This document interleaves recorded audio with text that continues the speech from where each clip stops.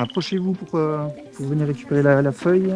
L'inventaire de la vie d'une petite prairie. L'école a été construite sur un terrain et puis nous autour on a fait un puzzle petit à petit sur la biodiversité. Donc on a développé des parcelles autour de l'école qui appartiennent à l'école. On a apporté les haies, on a apporté la mare, des arbres fruitiers. Et puis en cherchant sur internet, donc j'ai vu cette aire terrestre éducative. Tous les acteurs se sont mis autour de la table et tout est parti naturellement et rapidement. On avait un site qui commençait à redevenir naturel, un espace qui était progressivement redonné à la biodiversité. C'était pertinent de repartir sur une démarche après de protection, donc d'aire terrestre éducative. L'idée, c'est d'emmener les enfants sur un site, leur montrer un petit peu les richesses naturelles de ce site, leur amener à se poser des questions, donc à ce qu'ils voient, à comment ça fonctionne, voir un petit peu les interactions aussi qu'il y a avec le paysage alentour, les activités humaines notamment, à se poser des questions aussi au devenir de ce site.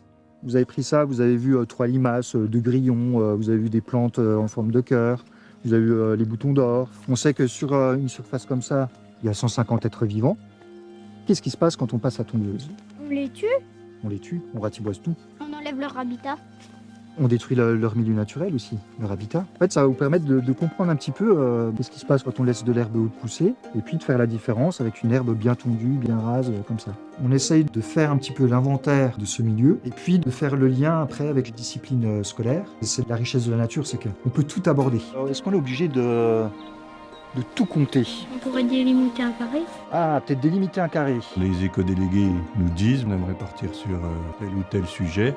Et puis nous, avec la Maison de la Nature, donc avec Régis, on lui dit, voilà, on travaille là-dessus. On part de l'aire terrestre éducative pour mener nos projets pédagogiques, en français, en maths, et puis bien sûr en découverte du monde. Ça a construit en fait une école de la nature, quoi. Ils sont tout le temps dehors.